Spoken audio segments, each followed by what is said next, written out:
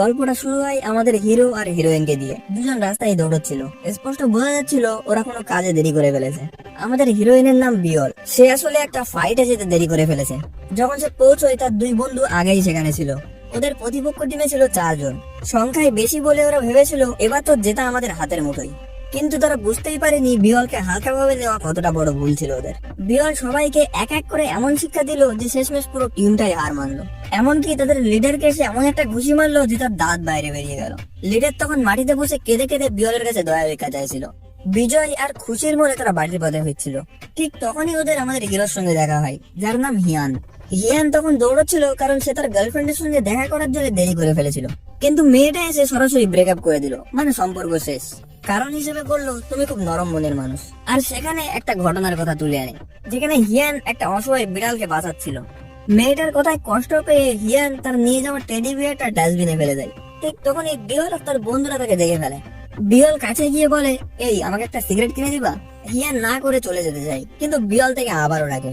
আর হঠাৎ করে একটু নাটকীয় ভাবে নিজের দিকে টেনে আনে। তারপর একদম সাহস করে বলে ফেলে, তোমার নাম্বারটা দাও তো। অবাক করার ব্যাপার হলো হিয়ান চুপচাপ নাম্বারটা দিয়েও দেয়। এখান থেকে আমাদের সিন শিফট হয় 3 বছর পরে। এখন হিয়ান তার বাবার গ্রোসারি দোকানে কাজ করে। বাবা অসুস্থ হয়ে হাসপাতালে ভর্তি, তাই দোকানটা একা সামলাতে হচ্ছে তার। অন্যদিকে বিয়লও এখনো আগের মতোই ঝগড়াটে। স্কুলের মেয়েরা মিলে ওকে হারানোর জন্য একটা বড় দল তৈরি করেছে, কিন্তু বিয়ল এখনো সবাইকে একাই হারিয়ে দেওয়ার ক্ষমতা রাখে। হিয়ানের দোকানের কাজ ভালো যাচ্ছে না, বিক্রি কমে গেছে। সব দায়িত্ব একা নিতে যেতে সে ক্লান্ত হয়ে পড়েছে। তখন সে ঠিক করে কাউকে হেল্পার হিসেবে চাকরি দেবে। আর ঠিক তখনই বিয়ল আবার তার জীবনে ফিরে আসে। বিয়ল দোকানে ঢুকে বলে, এখানে কাজের লোক চাই শুনেছি। হিয়ান সঙ্গে সঙ্গে তাকে চিয়ে ফেলে। আর পুরোনো ঘটনাটা মনে পড়ে যাওয়ায় সে একটু অস্বস্তি বোধ করে। মনে মনে ওকে না বলতে চাইছিল, কিন্তু বিয়লের আত্মবিশ্বাস আর কারিশমা দেখে সে তো কিছু বলতেই পারে না। বিয়ল বলে, আমি একটু বাথরুম ব্যবহার করতে পারি? তারপর কাস্টমার না থাকায় হিয়ান ক্লান্ত হয়ে একটু ঘুমিয়ে পড়ে। জেগে উঠে দেখে দোকান ভর্তি কাস্টমার, বিক্রি একেবারেই জমজমাট। সব চমক ছিল বিয়লের। শেষমেশ হিয়ান তাকে চাকরিটা দিয়ে দেয়, কিন্তু কিছু করার নির্দেশ দেয়, যেগুলো বিয়লও হাসি মুখে মেনে নেয়। প্রথম দিনের কাজ শেষে বাড়ি ফেরার সময় হিয়ান দেখে বিয়লের পকেটে অনেকগুলো টাকা রয়েছে। সে সন্দেহ করে যে হয়তো ও ক্যাশ থেকে টাকা চুরি করেছে। ক্যাশ রেজিস্টারে চেক করে দেখে আসলে কিছু টাকা কম রয়েছে সেখানে। তাই সে বিয়লকে ফলো করে তার বাসায় যাওয়ার সিদ্ধান্ত নেয়। কিন্তু গিয়ে দেখে যে জায়গাটা একদম ভালো না, সেখানকার পরিবেশটা একদম পুরো গুন্ডামো টাইপের। হঠাৎ পুলিশ এসে হিয়ানকে সেখান থেকে ধরে নিয়ে যায়। হিয়ান কোনো মতে সেখান থেকে বেরিয়ে আসে আর রিপোর্ট করে দেয় যে তার টাকা চুরি গেছে। কিন্তু দোকানে ফিরে অবাক হয়ে দেখে যে সব টাকা আবার ঠিক জায়গায় আছে, 1 টাকাও কম নেই। পরের দিন সকালে একটা পুলিশ অফিসার দোকানে আসে। গতকাল টাকা চুরি যাওয়ার রিপোর্টের ব্যাপারে কথা বলছিল। এর মাঝেই পিছন থেকে বিয়ল সবকিছু শুনে ফেলে। সে কথাগুলো শুনে ভীষণ রেগে যায়। দোকান থেকে বেরিয়ে এসে বলে, আমি টাকাটা নিয়েছিলাম তোমার মাকে সাহায্য করার জন্য, পরে ফিরিয়েও দিয়েছি। তারপরে একটু থেমে বলে, আমি রাগ করিনি, কিন্তু আবার যদি আমার পেছনে লাগো তবে পরের বার ভালো একটা শিক্ষা দেবো। এই বলে বিয়ল চলে যায়।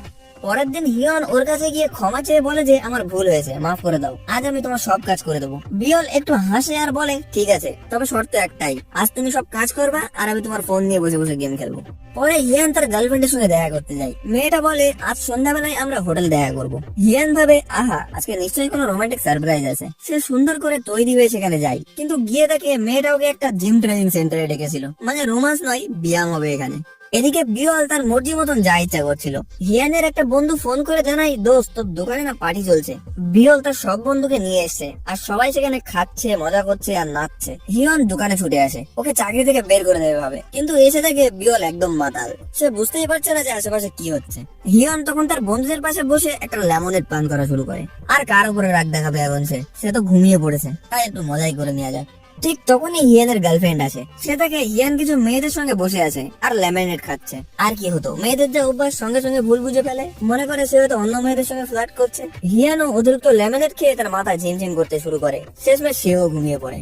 বিয়ল উঠে দেখে হিয়ান ঘুমিয়ে আছে। সে তাকে স্টোরের ভিতরে নিয়ে যায় যেন আরাম করে ঘুমোতে পারে। তারপর তার পাশে বসে চুপচাপ তাকিয়ে থাকে তার দিকে। একটু পরে বিয়ল আস্তে করে বলে, আমি দোকানে এসেছি কারণ আমি তোমার প্রেমে পড়ে গেছি প্রিয়। হিয়ান ঘুমন্ত অবস্থায় শুনে ফেলে আর বলে যে, আমিও তোমাকে ভালোবাসি বিয়ল। বিয়ল তখন হেসে ফেলে, কিন্তু পরক্ষণে মনে পড়ে যায় এই ছেলেটা তো গার্লফ্রেন্ড আছে। রাগে গজগজ করতে করতে ও একটা ঘুষি বসিয়ে দেয় ওর মুখে। পরের দিন সকালে আমরা দেখি বিয়ল এখনো হিয়নের সেই টেডি বিয়ারটা মানে যেটা সে তার গার্লফ্রেন্ডকে দেবে ভাবছিল সেটা ধরে রেখেছে। অন্যদিকে হিয়ান তার গার্লফ্রেন্ডে নিয়ে লাঞ্চে এসছে। সে জানতে চাইছিল গতকাল সে কি করছিল। হিয়ান মিথ্যে বলে, আমি দোকানে কাজ করছিলাম, আর অনেক কষ্ট হয়ে গেছিল তাই ওখানেই শুয়ে পড়েছিলাম। খাওয়া শেষে হিয়ান ভাবে, আমি ভাবছি নতুন কর্মীটা মানে বিয়লকে চাকরি থেকে বের করে দেবো, কারণ সে দোকানে পার্টি করেছে। মেয়েটা হেসে বলে, ও সত্যি? আর তুমি পার্টিতে যোগ দিওনি? হিয়ান একটু লজ্জা পেয়ে বলে যে না না, আমি ওসব পছন্দ করি না, আজই ওকে বের করে দেবো। হিয়ান দোকানে গিয়ে বিয়লের সামনে দাঁড়ায়, রেগে গিয়ে বলে, তুমি তোমার বন্ধুদের নিয়ে কাল রাতে এখানে পার্টি করেছো তাই না? বিয়ল হেসে বলে, আরে ওরা সবকিছুর দাম দিয়ে গিয়েছিল, এমনকি তুমি যে লেমনের খেয়ে নাচছিলে সেটারও টাকা দিয়ে গিয়েছে। হিয়ান এইসব শুনে একটু লজ্জায় পড়ে যায়। এর মধ্যেই একটা পুলিশ অফিসার ঢুকে বলে যে এখানে নাবালকদের সিগারেট বিক্রি করা হচ্ছে, এর জন্য এই দোকানটাকে বন্ধ রাখতে হবে। হিয়ান হতভম্ব হয়ে পড়ে। সে সাথে সাথে সিসিটিভি ফুটেজ চেক করতে শুরু করে, ভাবে যে এটা আবার কবে হলো। পুলিশ দোকানটা বন্ধ করে দেওয়ার হুমকি দেওয়ার পরে হিয়ান, বিয়ল আর তার বন্ধুরা খুঁজতে শুরু করে যে কে সেই ছেলেটা যে সিগারেট কিনেছিল, কিন্তু তারা ফুটেজে কিছুই খুঁজে পায় না। তখন বিয়ল ঠিক করে এই ছেলেটাকে খুঁজে বের করতেই হবে। সে তার দুইজন বন্ধুকে পাঠায় ট্র্যাক করতে, মানে কে ওই ছেলেটা যে সিগারেট কিনেছিল তাকে খুঁজে বের করার জন্য। অবশেষে তারা ছেলেটাকে খুঁজে পায়।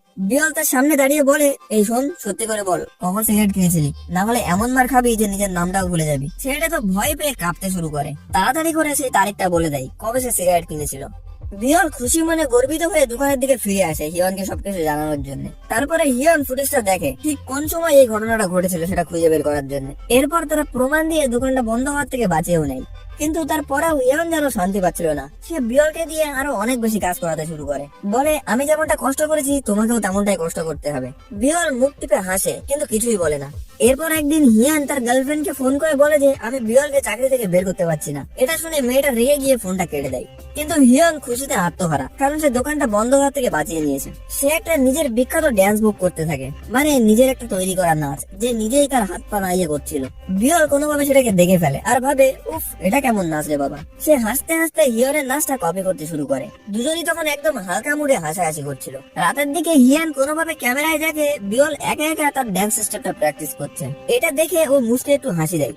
একদিন রাতে বিয়ল একা দোকানে ছিল, ঠিক তখনই তিনজন ছেলে ভিতরে ঢুকে বিরক্তিকর আচরণ করতে শুরু করে। বিয়ল প্রথমে চুপ থাকে, ভাবলো ঝামেলা না করাই হয়তো ভালো হবে। কিন্তু তারা যখন দোকান থেকে জিনিসপত্র চুরি করতে শুরু করলো, বিয়ল বলল এবার আর না। সে তার বন্ধু জমকে ডেকে ওই ছেলেগুলোর পিছু নেয়। তাদের আড্ডায় গিয়ে দেখে যে তারা আসলে হিয়ানের দোকান থেকে জিনিসপত্র চুরি করে এখানে বসে মজা করছিল। বিয়ল তখন আর নিজেকে সামলাতে পারে না, তিনজনকেই এমন পেটায় যে কেউ দাঁড়াতে পর্যন্ত পারছিল না। তারপর জোর করে ওদের দিয়ে একটা লিস্ট তৈরি করে নেয়, তোমরা কি কি চুরি করেছো সব নাম এখানে লেখো আর সবটা ফেরত দেবে দোকানে। ঠিক তখনই হিয়ানের একটা বন্ধু পায়ে দিয়ে যাচ্ছিল, সে সবকিছু নিজের মোবাইলে রেকর্ড করে ফেলেছে। বিয়ল সেটা টের পেয়ে তার কাছে গিয়ে বলে যে দেখ, তুই এই ব্যাপারটা কাউকে কিছুই বলবি না, বিশেষ করে হিয়ানকে তো বলবেই না। ছেলেটা ভয় পেয়ে বলে, না না, আমি তো কিছুই দেখিনি, কসম খাচ্ছি। বিয়ল হেসে বলে, ভালো তো, এখন যেমন দেখিসনি তেমনই থাকিস। এই বলে সে হেঁটে চলে যায়। হিয়ানের গার্লফ্রেন্ড দোকানে এসে জমকে দেখে ভাবে যে এই মেয়েটা ওর বয়ফ্রেন্ডের পছন্দের মানুষ। না রে, ও এমন কাউকে ভালোবাসতে পারে না। নিজের মনকে বুঝিয়ে বলে যে না না, ওর মধ্যে এমন কিছুই নেই। এরপর একটু দয়ালু মন নিয়ে হিয়ানের কাছে ফোন করে বলে যে দেখো, বিয়লের উপর বেশি রাগ দেখিও না, ওর সাথে একটু নরম ভাবে আচরণ করো। পরের দিন হিয়ানের দোকানে একটা পার্সেল আসে। সে ভেবেছিল তার গার্লফ্রেন্ড এটা তার জন্য পাঠিয়েছে। খুশিতে পার্সেলটা খুলে দেখে গিফটটা আসলে তার কোন একটা সহকারীর জন্য পাঠিয়েছিল। সে ওর গার্লফ্রেন্ড সেই সহকারীকে নিজের বাবা মার সঙ্গে পরিচয় করে দিয়েছিল, আর ছেলেটা প্রায় ওকে বাড়ি পর্যন্ত ছাড়তে যায়। এই দেখে হিয়ান বুঝে ফেলে যে এই জন্যই সে ওকে কোনোদিন তার পরিবারের লোকের সঙ্গে দেখা করায়নি। তার মনে পড়ে যায় বন্ধু সেই বলা কথাটা, দোস্ত, এই মেয়েটা তোকে বিয়ে করবে না, তুই গরিব, ও ধনী ছেলে খুঁজছে। পরের দিন মেয়েটা সব ভুল বোঝাবুঝি মিটিয়ে দেয়, বলে যে ওই ছেলেটা আমার ছোটবেলাকার বন্ধু, ওই ছেলেটা আমার বন্ধু। এই ডায়লগটা কি সব দেশেই চলে, বুঝি না তো। সে বলে ওর সাহায্যে আমি এখনকার চাকরিটা পেয়েছি, ওর সঙ্গে আমার কোনো রোমান্টিক কিছুই নেই। হিয়ান তখন একটু স্বস্তির নিঃশ্বাস ফেলে। দুজন রাস্তা দিয়ে হাঁটতে হাঁটতে দেখা যায় নতুন একটা রেস্টুরেন্ট খোলা হয়েছে। হিয়ান বলে চলো না ট্রাই করে দেখি। এই সময় বিয়ল ও তার বান্ধবীদের নিয়ে ওই রেস্টুরেন্টে এসেছিল। ওরা সবাই মিলে বসে গল্প করছিল। বিয়ল এখানে ওর ছোট বোনের কথা বলছিল, যাকে সে অনেক কষ্ট করে পড়াশোনা করাচ্ছে।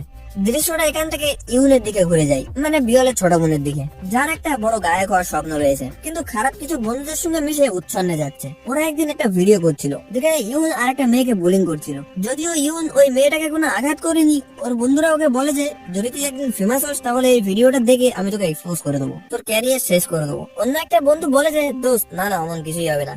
এই গ্রুপটা ঠিক করে এরা ওই নতুন রেস্টুরেন্টে যাবে। তখন হিয়ন আর হিয়নের গার্লফ্রেন্ডও ওখানেই ছিল। বাথরুমে যাওয়ার পথে সে ওদের সঙ্গে ধাক্কা খায়। মেয়েগুলো তখন তাকে অনুসরণ করে বাথরুমে ঢোকে, ভাবছিল যে ধাক্কা মারার জন্য তাকে একটা ভালো শিক্ষা দেবে, কিন্তু ওরা জানতো না যে ওদের সাথে কি হতে চলেছিল। ঠিক সেই সময় বিয়লও বাথরুমে ঢুকে পড়ে। বিয়ল দেখে মেয়েগুলো ওকে মারতে যাচ্ছে, এক মুহূর্ত দেরি না করে সে ওদের উপরে ঝাঁপিয়ে পড়ে, একদম একাই পুরো দলটাকে ধরাশায়ী করে দেয়। মেয়েটা তো ভয় পেয়ে হিয়ানকে ফোন করে সাহায্য চাই। হিয়ান দৌড়িয়ে আসে, কিন্তু দৃশ্যটা দেখে ভুল বোঝে, সেভাবে বিয়ল হয়তো ওকে মারছে। রেগে গিয়ে বিয়লকে ঠেলে ওখান থেকে ফেলে দেয়, কিন্তু ওর গার্লফ্রেন্ড এখানে চুপ থাকে, কিছুই বলে না। এখানেই মেয়েটা জানতে পারে যে হিয়ানের কর্মচারী আসল বিয়লকে। বাইরে বেরিয়ে হিয়ানের গার্লফ্রেন্ড ঢুকে বলে বিয়লকে চাকরিটা দেওয়াই ভুল হয়েছে, এই মেয়েটাকে চাকরি থেকে বের করে দাও, ওর জন্যই সব ঝামেলা, ও হয়তো আমাকে বাঁচানোর নাটক করছিল। এই ঝামেলার পরে বিয়ল আবার আগের মতোই তার বন্ধুদের সঙ্গে বসে লেমনেড খাচ্ছিল। সেখানে ওর সঙ্গে দেখা হয়ে যায় একটা পুরনো পরিচিত ছেলের সঙ্গে, যার নাম ক্যাং। ক্যাংকেও একসময় তার বাবা মার্শাল আর্ট শেখাতেন। পুরনো বন্ধুকে দেখে বিয়ল তো পুরো খুশি হয়ে যায়, ওর সাথে গল্পে মেতে ওঠে। অন্যদিকে সেই মার খাওয়া গ্যাং লিডার হানা এখন প্রতিশোধ নেওয়ার জন্য পুরো ক্ষিপ্ত। সে তার দলকে বলে ওই বিয়লকে খুঁজে বের করো, ওর হাতে মার খাওয়ার বদলাটা আমি নেবই। এই সময় ক্যাং বিয়লকে একটা অফার দেয়, একটা কোম্পানির প্রমোশনের জন্য অংশ নেওয়ার, কারণ সে জানে বিয়লের মার্কেটিং স্কিল মানে প্রচার করার ট্যালেন্ট দারুণ। আসলে ক্যাং নিজেই একজন অভিনেতা, যে ওই কোম্পানির প্রমোশনের দায়িত্বে আছে। এরপর বিয়ল যখন কনফারেন্সে পৌঁছয়, সে অবাক হয়ে দেখে যে সেখানে হিয়ানের গার্লফ্রেন্ড এসেছে। দুজনের মধ্যে একটু চোখে চোখে রেষারেষি শুরু হয়ে যায়। মিটিং এর সময় বিয়ল নিজের মার্কেটিং অভিজ্ঞতা শেয়ার করে। কথার ফাঁকে সে খোঁচা মেরে বলে যে আমি এমন মানুষদের একদম পছন্দ করি না যারা অন্যদের সাহায্য করতে চায় না। এদিকে হিয়ানের সেই বন্ধুটা ওকে ওই ভিডিওটা দেখায়, যেখানে দেখা যায় বিয়ল তিনজন ছেলেকে মারাত্মকভাবে পিটাচ্ছে, যারা আগে দোকান থেকে জিনিসপত্র চুরি করেছিল। কিছুক্ষণ পরে সেই তিনজন চোর নিজেই দোকানে আসে, সব জিনিসপত্র ফিরিয়ে দিয়ে ক্ষমা চায়। হিয়ন তখন বিয়লের একটা নোটবুক খুঁজে পায়, যার ভেতরে দোকানের বিক্রি বাড়ানোর দারুণ কিছু আইডিয়া লেখা ছিল। এইদিকে হিয়ন মুগ্ধ হয়ে যায়, ভাবতে থাকে যে ও আসলে আমাকে খুশি করার চেষ্টা করছিল। ঠিক তখনই তার বন্ধুরা জানায় তার গার্লফ্রেন্ডও তাকে মিথ্যা কথা বলেছে। বিয়ল তো ওকে বাঁচানোর জন্য গ্যাংদের সঙ্গে লড়াই করছিল। এই শুনে হিয়ন রাগে তার গার্লফ্রেন্ডের মুখোমুখি হয়, কিন্তু সে কিছুই বলতে পারে না। মেয়েটা ভাবে নিশ্চয়ই হিয়ন বিয়লকে চাকরি থেকে বের করে দেবে। এই কথা ভেবে খুশি হয়ে সে তাকে জড়িয়ে ধরে। ঠিক তখনই ওর গার্লফ্রেন্ডের মা পুরো ঘটনাটা দেখে ফেলে। আর আসলে এই গার্লফ্রেন্ডের মা সবসময় ভুলভাল সময় এসে হাজির হয়। তিনি তো জানতেন না যে তার মেয়ের কোনো গোপন রিলেশনশিপ আছে। এরপর আমরা দেখি হিয়ন পুলিশ স্টেশনে দৌড়িয়ে যাচ্ছে বিয়লকে আনতে, কারণ দোকানে একজন বদমাইশ লোক ওকে জ্বালাতন করছিল আর বিয়ল থেকে থাপ্পড়ে মেরে দিয়েছে। বাইরে বেরিয়ে হিয়ান বিয়লের উপরে রেগে গিয়ে বলে যে তুমি কি ভাবো তুমি সবার থেকে শক্তিশালী? আমিও তোমার থেকে কম না, কিন্তু আমি তার সঙ্গে মারামারি করি দেখো। এই কথা শুনে বিয়লের মাথা গরম হয়ে যায়, এক লাথি মেরে হিয়ানকে মাটিতে ফেলে দেয়। ওখান থেকে যাওয়ার সময় সে ভাবছিল আমাকে অপমান করার সাহস কেউ পায় না, শুধু আমার বাবাকে ছাড়া, যিনি আমাকে মার্শাল আর্ট শেখানোর সময় একমাত্র বকাবকি করতেন। বাবার কথা মনে পড়ে যাওয়ায় তার চোখে জল চলে আসে। পরের দিন হিয়ানের পরিবার অবাক হয়ে যায়, এটা দেখে যে তাদের বিক্রি একদম আকাশ ছুঁয়ে গিয়েছে। আর সেই সফলতার একমাত্র কারণ হলো বিয়ল, ও তো এমপ্লয়মেন্ট অফ দ্য মান্থ হয়ে গেছে। খুশিতে হিয়ন ফুল নিয়ে আসে আর বলে যে অভিনন্দন, এখন থেকে তুমি পার্মানেন্ট কর্মী। বিয়ল হাসি দিয়ে রাজি হয়ে যায়, কিন্তু বলে যে একটা শর্ত আছে, আমাকে তোমার পিঠে উঠিয়ে একবার ঘোরাতে হবে। হিয়ন লজ্জা পায়, কিন্তু রাজি হয়ে যায়। ঠিক তখনই তার গার্লফ্রেন্ড হঠাৎ সেখানে এসে পড়ে। বিয়লকে পিঠে তুলে থাকা অবস্থায় দেখে সে তো হকচকিয়ে যায়। তাড়াতাড়ি বিয়লকে ফেলে দিয়ে বলে যে না না, ব্যাপারটা তুমি যেমন দেখছো তেমন কিছুই না। তার গার্লফ্রেন্ড ঠান্ডা গলায় বলে যে ঠিক আছে, তোমরা দুজনই আমার সাথে আজকে রাতের ডিনার করবা। ডিনারে গিয়ে হিয়ন তো পুরো একদম অস্বস্তি বোধে পড়ে যায়। রেস্টুরেন্টের মেনু সে বুঝতেই পারছিল না, তাই তার সামনে যেটা আসে সে সেটাই অর্ডার করে দেয়। ওর গার্লফ্রেন্ড তখন সুযোগ নিয়ে ওর আর বিয়লের মধ্যে ধন সম্পত্তির যে পার্থক্যটা আছে সেটা ওকে বুঝিয়ে দেয়। ফেরার পথে ওর গার্লফ্রেন্ডের বন্ধু ওকে গাড়িতে করে বাড়ি ছেড়ে দিতে চাই। এইদিকে হিয়নের মন খারাপ হয়ে যায়, ভাবে যে আমার কাছে যদি একটা গাড়ি থাকতো। নিজেকে প্রমাণ করার জন্য পরের দিন সব টাকা খরচ করে সে একটা গাড়ি কিনে ফেলে, আর পরের দিনই সকালে নিজের গার্লফ্রেন্ডকে ও নতুন গাড়িতে করে কাজে পৌঁছে দেয়। অন্যদিকে দোকানে একটা ফটোগ্রাফারের টিম এসছে মাসের সেরা কর্মী হিসেবে বিয়লের ছবি তুলতে। দোকানে সবাই মজা করে বিয়লকে বলে যে পোস্ট হিসেবে তুমি ওকে নিজের পিঠে তুলে নাও, ছবিটা শুধু আমাদের কোম্পানির রেকর্ডেই থাকবে, পাবলিকালি দেখানো হবে না, তো কোনো টেনশন নেই। হিয়ান একটু লজ্জা পেয়ে হলেও রাজি হয়ে যায়, আর দুজনই একসাথে দাঁড়িয়ে একটা ফটো তোলে। কিছুক্ষণ পর বিয়ল দেখে হিয়ন তার গার্লফ্রেন্ডের সঙ্গে ফোনে কথা বলছে। এই দিকে সে ওর মনোযোগ অন্যদিকে নিতে চাই, বড়াই করে বলে যে জানো আমার কিন্তু অনেক ফেমাস বন্ধু আছে, যেমন অভিনেতা জ্যাং। হিয়ন হেসে বলে যে তাহলে প্রমাণ করে দেখাও, ওকে একবার ফোন করো। বিয়ল ফোন করে, কিন্তু জং ফোন ধরে না। ফলাফলে বোঝা যায় যে বিয়ল একদম লজ্জায় মাটিতে মিশে গিয়েছে। এরপরে ওর এক বন্ধু ফোন করে বলে যে ওর বোন এখন আর স্কুলে আসছে না। এটা শুনে সে তো পুরো অবাক হয়ে যায়। আসলে ওর বোন এখন একটা সিঙ্গিং কম্পিটিশনে অংশ নিয়েছিল, আর সে প্রথম রাউন্ডে পাসও করে ফেলেছে। অডিশন শেষ করে যখন ইউন বের হয়, ও দেখে বিয়ল ওর জন্য বাইরে দাঁড়িয়ে আছে। দেখে তো ইউন ভয় পেয়ে দৌড় দেয়, আর বিয়ল ওর পিছু দৌড় দেয়। ধরা পড়ার পরে ইয়ন কাঁদতে কাঁদতে বলে যে দিদি প্লিজ, আমি আমার স্বপ্নটা পূরণ করতে চাই, গান গিয়ে টাকা রোজগার করতে চাই। কিন্তু বিয়ল কোনোভাবে রাজি হয় না। ও বলে তুই স্কুল না ফেরা পর্যন্ত আমি তোকে ছাড়বো না। এই কথাগুলোর মধ্যে বিয়লের মাথায় ভেসে ওঠে পুরনো স্মৃতির কথা। তার বাবা মারা যাওয়ার পরে সে আর তার বোন একসাথে একটা আত্মীয়র বাড়িতে থাকতো, যিনি রোজ তাদের খাওয়ার সময় খারাপ ব্যবহার করতো। শেষমেশ বিয়ল সিদ্ধান্ত নেয় সে নিজে তার বোনকে নিয়ে আলাদা হয়ে যাবে। সে ছোট একটা দোকানে কাজ শুরু করে আর তার বোনের পড়াশোনা চালিয়ে যায়। অন্যদিকে সেই অভিনেতা ক্যান, যার কথা বিয়ল আগে বলেছিল, সে একটা অ্যাকশন মুভি শুটিং এ ব্যস্ত ছিল। শুটিং শেষ করে সে যখন দেখে যে বিয়লকে ফোন করেছিল, তখন দ্রুত একটা ড্রেস পরে ও ওর সাথে দেখা করতে চলে আসে। হিয়ান দোকানে ওকে দেখে চমকিয়ে যায়, এটা সত্যি সেই অভিনেতা ক্যান নাকি? সে হেসে বলে, আরে হ্যাঁ, এবার তো হা বন্ধ করো, বিয়ল আমার পুরনো বন্ধু। ওকে অতিরিক্ত জিনিস তুলে থাকতে দেখে সে ওকে সাহায্য করতে এগিয়ে যায়। তারপরে বিয়ল হিয়ানের দিকে তাকিয়ে বলে যে এখন যদি তুমি কিছু মনে না করো তাহলে আমাদের দুজনকে একা থাকতে দাও।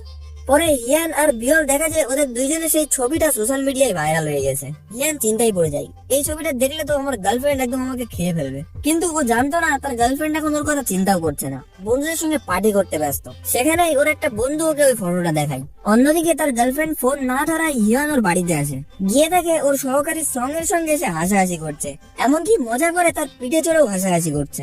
এই দৃশ্য দেখে হিয়ানের মেজাজ খারাপ হয়ে যায়। দোকানে আমরা দেখি বিয়ল ক্যাংকে মজা করে বলছে, এবার যদি আমার ফোন না ধরো না তাহলে কিন্তু তোমার খবর আছে। ক্যাং ভয় পেয়ে বলে যে না না, আমি সবসময় এবার থেকে ফোন অন রাখবো, প্লিজ আমাকে মারধর করো না।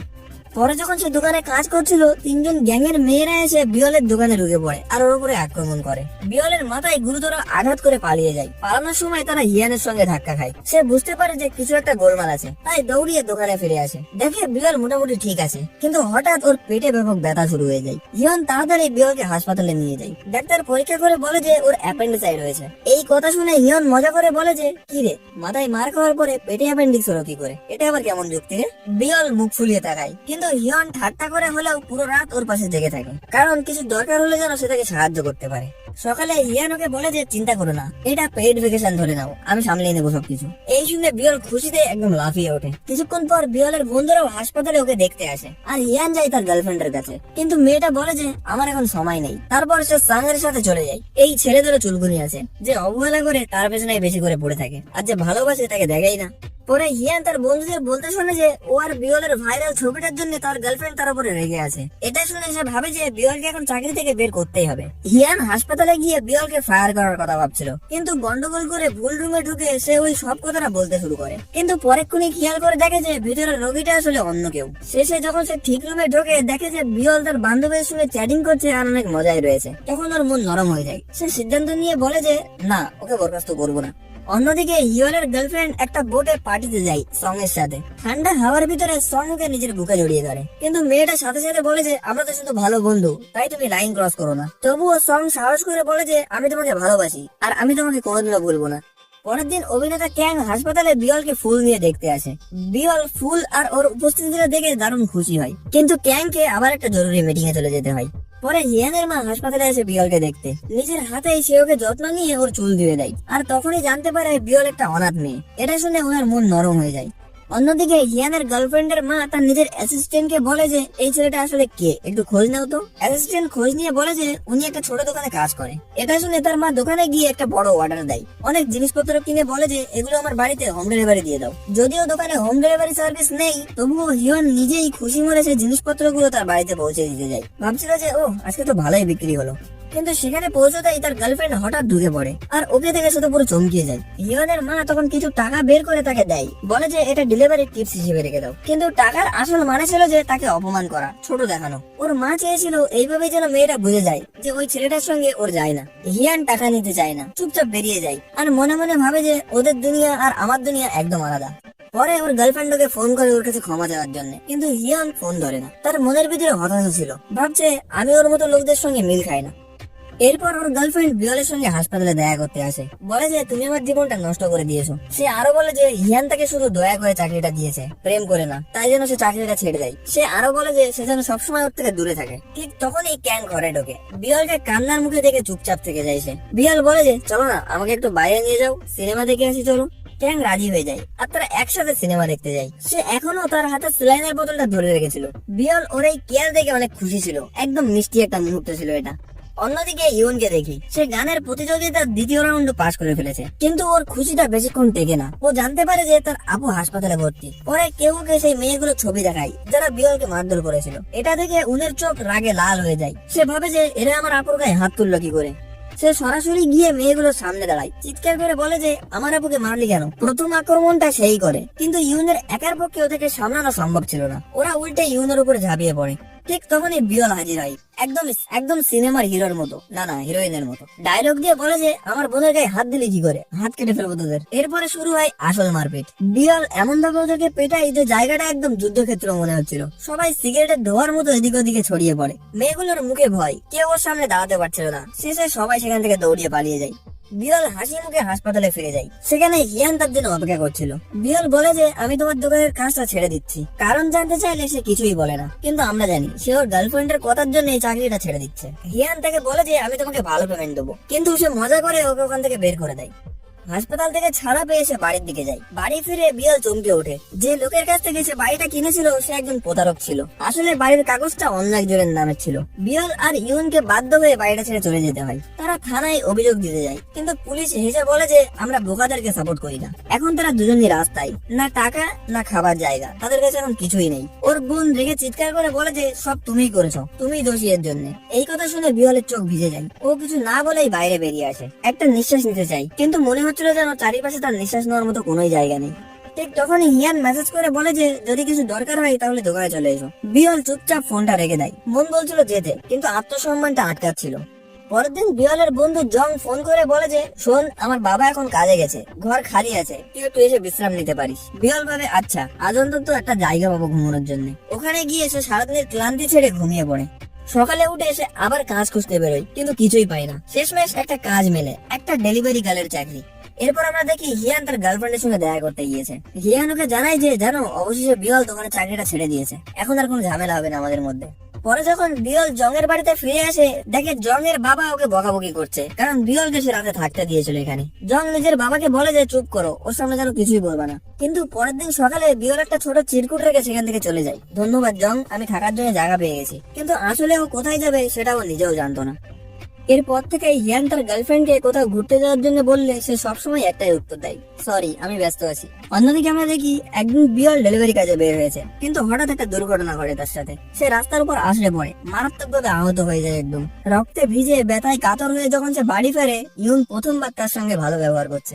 ইউন বলে আপু, আমি একটা নামি মিউজিক কোম্পানিতে অ্যাপ্লাই করেছি, কিন্তু তোমার পারমিশন লাগবে ওদের সঙ্গে দেখা করার জন্য।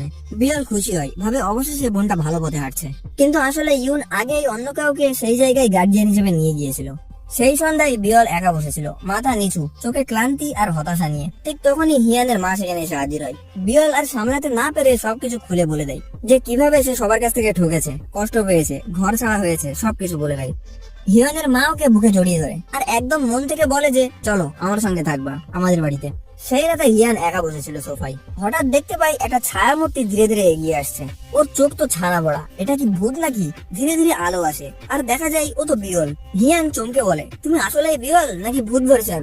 তখনই ওর মা ঢুকে বলে যে আমি ওকে এখানে নিয়ে আসছি, ও এখন থেকে এখানেই থাকবে। হিয়ান রেগে গিয়ে বলে যে আমি চাই না ও এখানে থাকুক, কিন্তু তার মা বলে যে তাহলে তুই বেরিয়ে যা, ও এখানেই থাকবে, ও আমাদের পরিবারের অংশ। এখন এখানে ওনার একদম মা মোড়ন হয়ে গিয়েছিল। আসলে হিয়ান কিছুই জানে না যে বিয়লের কাছে আসলে থাকার কোনো জায়গা নেই। পরের দিন বিয়ল মজার ছলে আবার ভূত সেজে সবাইকে ভয় দেখায়। হিয়ানের বাবা দরজার পাশে দাঁড়িয়ে ছিল, আর বিয়ল হঠাৎ সামনে আসাতে লোকটা এতটাই ভয় পেয়ে যায় যে মাটিতে লুটিয়ে পড়ে। বিয়ল বলে আরে আমি তো শুধু পানির গ্লাস চাইছিলাম, ভাবো তো যদি খাবার চাইতাম তাহলে তোমার কি হতো? পরের দিন হিয়ান আবার তার গার্লফ্রেন্ডের সঙ্গে একটা কনসার্টে যাওয়ার প্ল্যান করে। টিকিট বুক করে ফোনে বলে যে প্লিজ এবার আর না করো না, আমার সঙ্গে চলো। অবশেষে সে রাজি হয়। অন্যদিকে আমরা দেখি বিয়ল তখন ফোনে ইউনের অবস্থা জিজ্ঞাসা করছিল, তুমি কোথায়, ঠিক আছো তো? কিন্তু ইউন ফোনে শান্তভাবে বলে যে এইসব জানতে হবে না তোমার। আসলে দেখা যায় ইউন এখন 3জন মেয়ের সঙ্গে একটা নতুন গার্লস ব্যান্ড তৈরি করার প্ল্যান করছে। এদিকে কনসার্টে যাওয়ার আগে হিয়ন টয়লেটের সামনে হঠাৎ করে বিয়লের মুখোমুখি হয়ে যায়। বিয়ল সামনে আসাতেই হিয়ন একদম নাটকীয় ভাবে একটা ব্যাক ফ্লিপ মেরে মাটিতে আসে পড়ে, একদম কোরিয়ান কমেডির মতো। ও চিৎকার করে বলে তুমি আবার এখানে, বাড়ি যাচ্ছ না কেন? বিয়ল মুখ টিপে হাসে আর ওখান থেকে চলে যায়।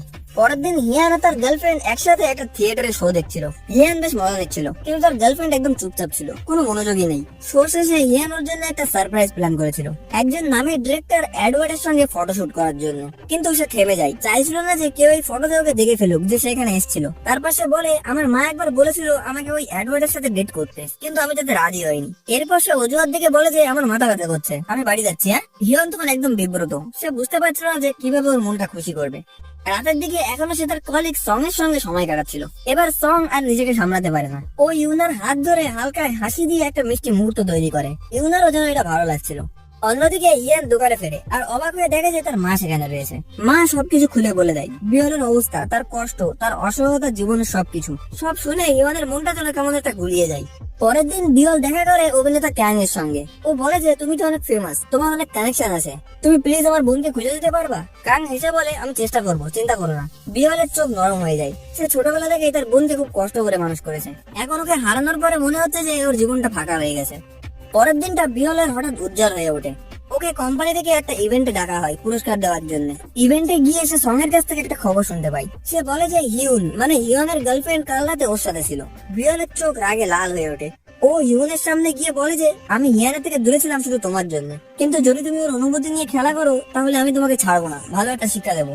এরপরে হিয়নের গার্লফ্রেন্ড ঠিক করে যে সে তার বাড়ি গিয়ে নিজেই ওর সঙ্গে কথা বলবে। হিয়ন এটা শুনে পুরো অবাক হয়ে যায়। সে তো জানে যে ও যদি বুঝতে পারে যে বিয়ল এখন তাদের সঙ্গেই থাকে তাহলে তো বিপদ ঘটে যাবে। সে দৌড় দিয়ে তার বন্ধুর বাড়ি থেকে বেরিয়ে পড়ে, কিন্তু পৌঁছে দেখে বিয়ল ঘরে নেই। সে চাই তাকে তাড়াতাড়ি এখান থেকে বাড়ি পাঠিয়ে দিতে, মানে বিয়ল ফেরার আগেই। কিন্তু ভাগ্য চাই উল্টোটা। ঠিক তখনই বিয়ল ঢুকে আসে ঘরে, আর তিনজন মিলে একসাথে ডিনার টেবিলে বসেছিল। খাওয়ার সময় হিয়ানের মা হঠাৎ করে বলে যে বিয়ল এখন থেকে আমাদের সঙ্গেই থাকবে, একদম স্থায়ী ভাবে। এটা শুনে ওর গার্লফ্রেন্ড একদম চুপ হয়ে যায়। মুখে লজ্জা আর অপমান মিশানো একটা কষ্টের হাসি ছিল। ও উঠে সেখান থেকে বেরিয়ে যায়। হিয়ান পিছন থেকে দৌড়িয়ে আসে, শোনো শোনা, প্লিজ রাগ করো না, আমি ব্যাখ্যা করতে পারি এখানে কি হচ্ছে। কিন্তু সে শোনে না, একবারও পিছনে না তাকিয়ে সেখান থেকে চলে যায়। পরে বিয়ল বলে যে সে তার হয়ে তার গার্লফ্রেন্ডের মায়ের সামনে কথা বলবে, তাকে বোঝানোর চেষ্টা করবে। কিন্তু হিয়ান বলে যে না, এটা আমার নিজের সমস্যা, আমি নিজেই এই ব্যাপারটা দেখবো। এরপরে হিয়ান নিজেই গিয়ে হিউনের মায়ের সঙ্গে কথা বলে, দয়া করে হিউনকে নিজের সিদ্ধান্ত নিতে দেন। ওর মা মুখে হেসে রাজি হয়ে যায়, কিন্তু ভেতরে অন্য খেলা শুরু হয়। পরের দিন হিউনের মা হিউনের মাকে ডেকে বলে, একটা দারুণ ইনভেস্টমেন্টের অফার আছে, আপনি যদি চান আপনি আমার পার্টনার হতে পারেন। দুজনের দেখা হয়, আর কথায় কথায় হিউনের মা ইঙ্গিত দেয় যে একজন গরিব ছেলে আমার মেয়ের জীবন নিয়ে খেলা করছে, ওকে থামানো দরকার। হিয়ানের মা তাতে রাজি হয়ে মাথা নাড়ে। তিনি ভাবছিল সে হয়তো নিশ্চয়ই টাকার লোভে এসব করছে। একই সময় হিয়ানের গার্লফ্রেন্ডের মা তার অ্যাসিস্ট্যান্টকে দিয়ে হিয়ানের বাবার কাছে একটা খবর পাঠায়, বলে যে আমাদের পরিবারের ড্রাইভার হিসেবে কাজ করবেন, ভালো বেতন আছে। তার বাবা রাজি হয়ে যায়। তাদের পরিবারটা খুশি ছিল, ভাবছিল যে অবশেষে তারা একটা ভালো চাকরি পেয়েছে সবাই। কিন্তু এখন তারা কেউ জানে না যে এখন তারা নিজের ছেলের প্রেমিকের বাড়িতেই সবাই কাজ করছে। একই সাথে হিয়ানও জানে না যে তার বাবা মা এখন তার গার্লফ্রেন্ডের বাড়ির কর্মচারী হয়ে গেছে। সবকিছু ঝট পাকিয়ে এক অদ্ভুত অবস্থায় পৌঁছচ্ছে। অবশেষে বিয়ল নিজেকে দায়ী মনে করছে হিয়ান আর ওর গার্লফ্রেন্ডের মধ্যে এই ভুল বুঝাবুঝি নিয়ে। ওভাবে আমার জন্য সবাই কষ্ট পাচ্ছে। তারপর চুপি চুপি নিজের ব্যাগ গুছিয়ে নিয়ে এসে বাড়ি থেকে চলে যায়। এরপর কাং এর ফোনে একটা কল আসে। ওপাশ থেকে কেউ বলছিল যে আমার মনে হয় আমরা ইউনাকে খুঁজে পেয়েছি। এই খবরটা শুনে কাং দৌড়িয়ে যায় দোকানে, যাতে বিয়লকে এই খুশির খবরটা জানাতে পারে। কিন্তু দোকানে গিয়ে ইউনের কাছ থেকে জানতে পারে যে বিয়ল দোকান ছেড়ে চলে গিয়েছে, আর এখন তার থাকার কোনো জায়গাও নেই। কাং খুব রেগে যায়। সে হিয়নকে বলে যে তুমি ওর পাশে থাকবা বলেছিলে, কিন্তু এখন তো ও রাস্তায়, কিভাবে পারলে ওর সাথে এমনটা করতে? এটা বলে সে চলে যায়। হিয়ন একদম চুপচাপ হয়ে সেখানেই বসে থাকে। কিছুক্ষণ পর কাং জানতে পারে যে বিয়ল এখন একা একটা বিল্ডিং এর ছাদে থাকে। সে গিয়ে ওকে বোঝায় এভাবে একা থাকাটা ঠিক না, আমার সঙ্গে চলো। বিয়ল প্রথমে না করে, কিন্তু পরে রাজি হয়ে যায়। পরে যখন কাঙের বাড়িতে ঢুকছিল তখন কেউ একজন ওদের ছবি তুলে নেয়। সেই রাতে ডিনার টেবিলে বসে কাং বিয়লকে তার বোনের একটা ভিডিও দেখায়। বিয়ল এখন কতটা উন্নতি করেছে, কতটা বড় মিউজিক কোম্পানিতে গিয়েছে, সেটা ভেবে সে খুব খুশি ছিল। পরের দিন হিয়ান বিয়লকে ফোন করে দোকানে আসতে বলে। বিয়লও তার কথা শুনে চলে আসে। হিয়ান তখন বলে যে একটা প্রমিস করো, আর কখনো কারোর সঙ্গে মারামারি করবা না। বিয়ল শান্তভাবে উত্তর দেয় যে আচ্ছা, প্রমিস। তারপরে হিয়ান ওর গার্লফ্রেন্ডের কাছে যায় সবকিছু ব্যাখ্যা করতে আর ভুল বুঝাবুঝি মেটাতে। কিন্তু সে ঠান্ডা গলায় বলে যে আমরা একে অপরের জন্য ঠিক না, তুমি তোমার পথে চলো, এটা বলে সে চলে যায়। হিয়ান চুপ করে ওখানেই দাঁড়িয়ে থাকে। দোকানে ফিরে এসে হিয়ান কাজ করতে থাকে, মনটা একটু হালকা করবে বলে। দূর থেকে বিয়ল চুপচাপ তার দিকে তাকিয়েছিল। ও নিজেকে এইসবের জন্য অপরাধী মনে করছিল, সবকিছুর জন্য নিজেই দায়ী। কারণ দূর থেকে সেটা লক্ষ্য করে মুচকি একটা হাসি দিয়ে বলে যে এই মেয়েটা ওর প্রেমেই পড়ে গেছে। হঠাৎ হিয়ানের কিছু পুরনো অফিসের কলিগ তার সঙ্গে এসে দেখা করে। ওরা বলে যে তুই জানিস তোর গার্লফ্রেন্ড এখন কোম্পানিতে একটা বড় পোস্ট পেয়েছে। হিয়ান অবাক হয়ে যায়, মানে ও এটা আমার থেকে লুকিয়ে রেখেছিল। রাগে আর কনফিউশনে সে ওর সঙ্গে দেখা করতে যায়। বলে যে আমি কখনো তোমার টাকা চাইনি, কোম্পানিতে পজিশনও চাইনি, তবুও তুমি আমার উপরে ভরসা করো না কেন? ঠিক তখনই হিয়ানের মা বাবা সেখানে এসে হাজির হয়। হয়। হিয়ানের বাবার হাতে একজোড়া জুতো ছিল। সবকিছু দেখে হিয়ান হতবাক হয়ে যায়। তুমি আমার পরিবারকে এভাবে ব্যবহার করছো? আমাকে অপমান করার জন্য হাজারটা উপায় ছিল, কিন্তু নিজের বাবা মাকে দিয়ে অপমান করানো, এটা তোমার মোটেও ঠিক হয়নি। হিউন বাড়ি ফিরে তার মাকে জিজ্ঞাসা করে যে তুমি এমনটা কেন করলে। তার মা বলে যে হিয়ান তোমার সাথে মোটেও খাপ খায় না, ওর সঙ্গে বিয়ে করলে তোমার স্ট্যাটাস নিচু হয়ে যাবে।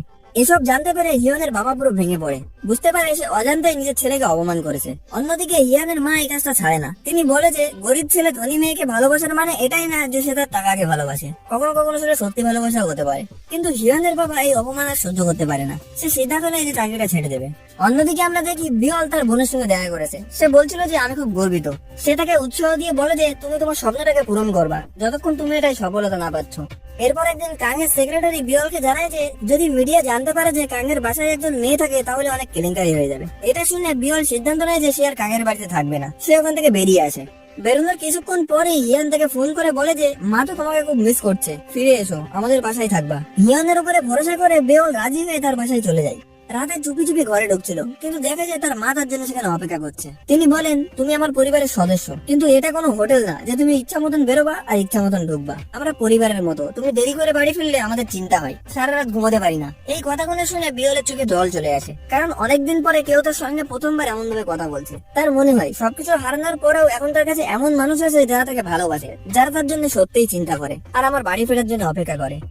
এদিকে হিয়ান বসে আছে সেই পুরোনো জায়গাটাই, যেখানে একসময় তার গার্লফ্রেন্ডের সঙ্গে সে সময় কাটাতো। স্মৃতিতে ডুবে থেকে সে লেমনেড খাচ্ছিল। হঠাৎ বিয়ল সামনে এসে দাঁড়ায়। প্রথমে হিয়ান ভয় পেয়ে বলে যে এ কি, তুমি আসলেই বিয়ল তো, নাকি এটা আমার খেয়াল? দুজনে একসাথে লেমনেড খেতে খেতে গল্প করতে থাকে। হঠাৎ বিয়ল স্বীকার করে ফেলে যে আমি তোমাকে 10 বছর ধরে পছন্দ করি। কিন্তু হিয়ান মাতাল হয়ে মাটিতে লুটিয়ে পড়ে আর বিয়ল তাকে ধরে ঘরে নিয়ে আসে। হিয়ান আধা ঘুমন্ত অবস্থায় ছিল।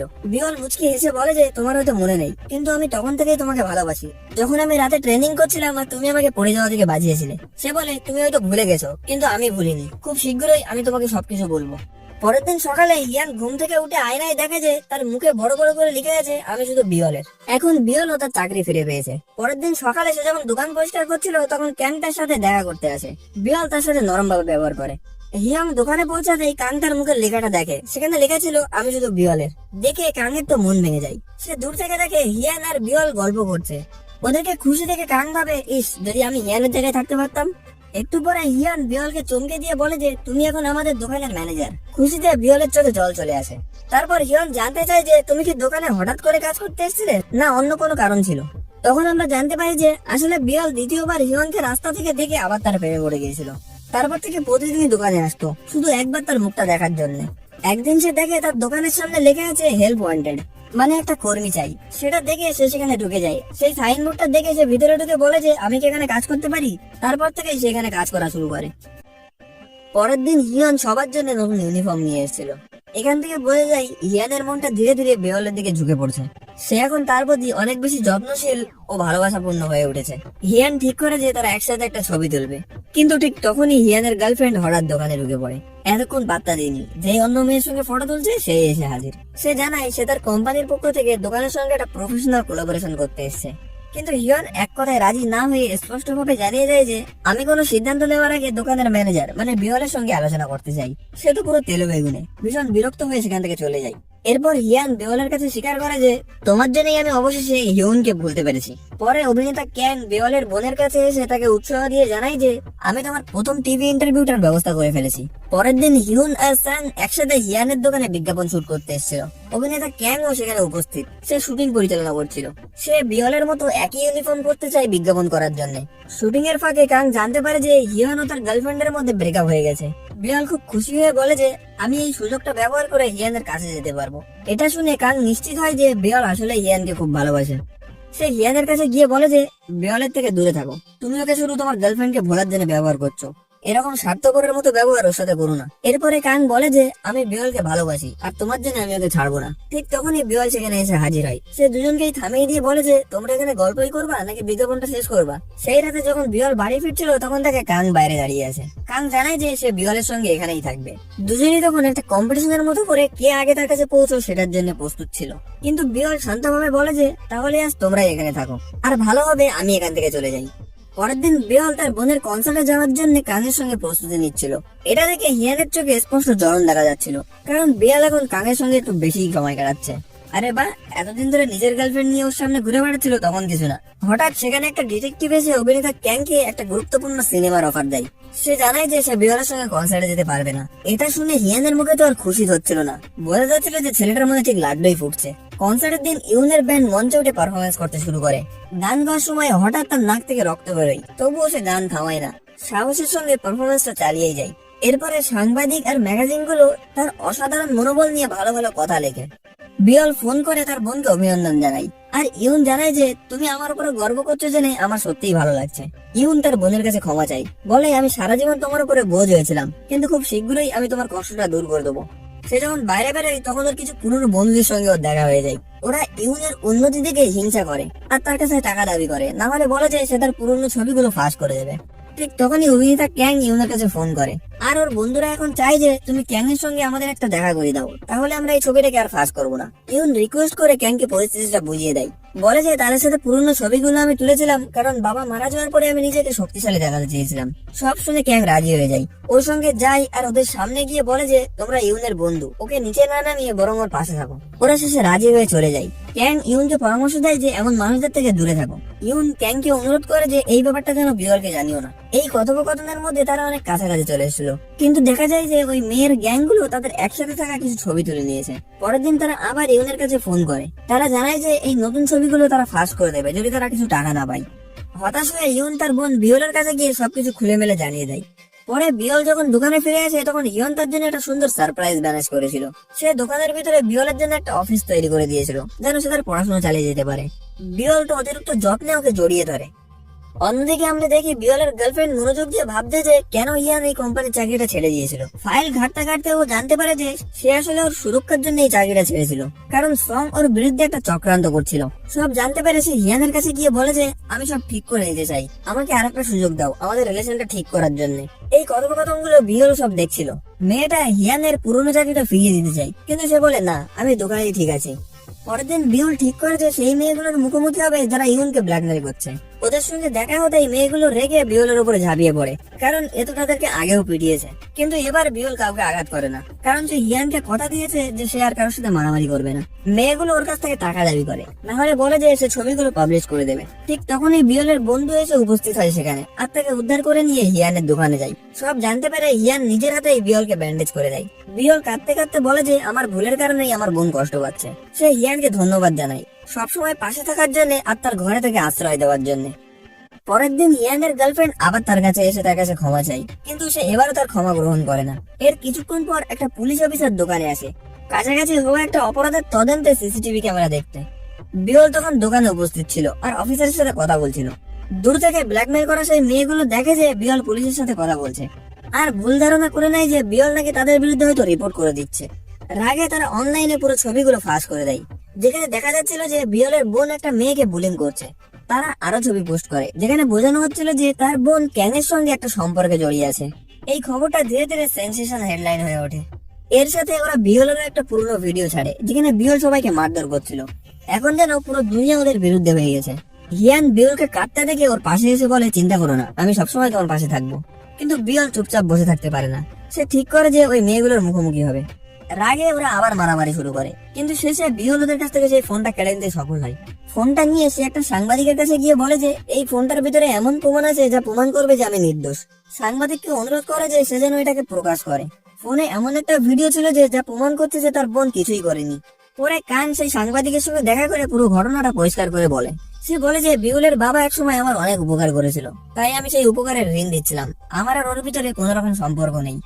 সাংবাদিক সেই ব্যাখ্যাগুলো জোর দিয়ে একটা নতুন স্টোরি লেখে আর সেটাকে পাবলিশ করে। সব জানার পরে ইয়ন তার বোনকে জড়িয়ে ধরে কেঁদে বলে যে ধন্যবাদ এটা করার জন্য। এরপর ইয়ন ঠিক করে যে সে আবার তার পুরনো কোম্পানিতে ফিরে যাবে। পুরনো সহকারীরা সবাই থেকে খুব ভালোভাবে ওয়েলকাম করে। অন্যদিকে ক্যাং জানায় যে সে বিদেশে নতুন একটা প্রজেক্টে যাচ্ছে। বিউল তাকে উৎসাহ দিয়ে বলে যে তুমি তোমার কাজের উপর মনোযোগ দাও, আমি সবসময় তোমার প্রতি কৃতজ্ঞ থাকবো। ক্যাং চলে যাওয়ার সময় বিউল দৌড়ে গিয়ে তাকে জড়িয়ে ধরে। সে বলে তুমি আমার জীবনের সবচেয়ে ভালো বন্ধু। কাঙ্গো হাসে আর সব অভিমান মুছে ফেলে। এই হলো সত্যিকারের ভালোবাসা, কাউকে বুঝে তার মতন করে তাকে সাজিয়ে নেওয়া।